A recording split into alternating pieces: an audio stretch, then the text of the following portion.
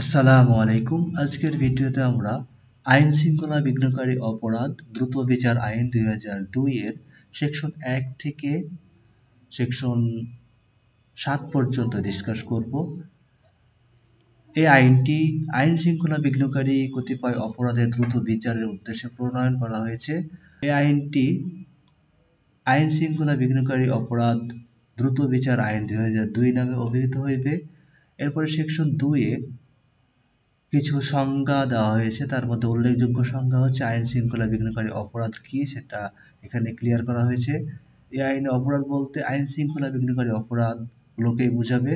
আর এখানে আইন শৃঙ্খলা বিঘ্নকারী অপরাধের একটা লিস্ট দেওয়া হয়েছে।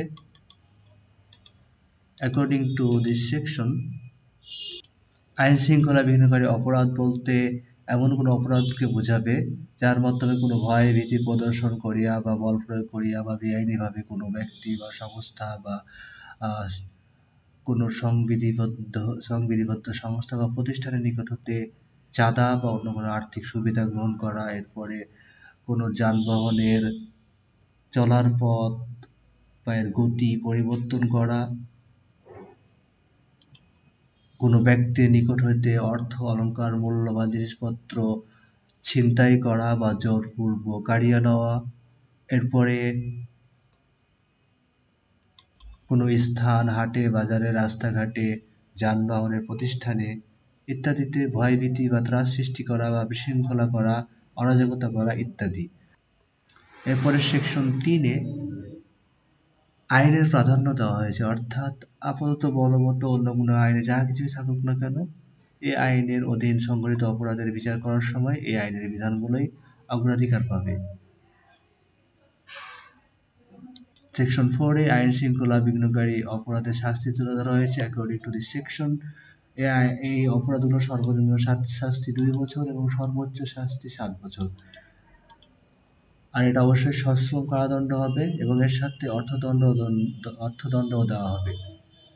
এবং এর সাথে যে ব্যক্তি বা প্রতিষ্ঠান ক্ষতিগ্রস্ত হলো তাকে ক্ষতিপূরণ প্রদানেরও আদেশ দিবে সংশ্লিষ্ট অপরাধীকে।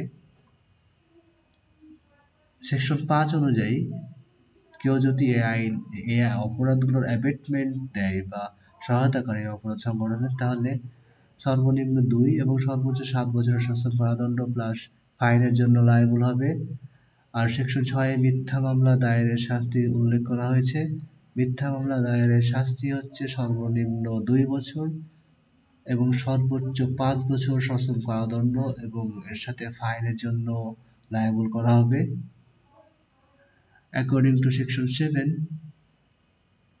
আদালত উপযুক্ত বিবেচনা করলে অপরাধ সংঘটনের সময় ব্যবহৃত যন্ত্রপাতি, অস্ত্র বা যানবাহন এগুলো রাষ্ট্রের অনুকূলে বাজেয়াপ্তির আদেশ দিতে পারেন বা সংশ্লিষ্ট বৈধ মালিকের বা দখলদারের নিকট ফেরত দেওয়ার আদেশ দিতে পারেন। Thank you for watching.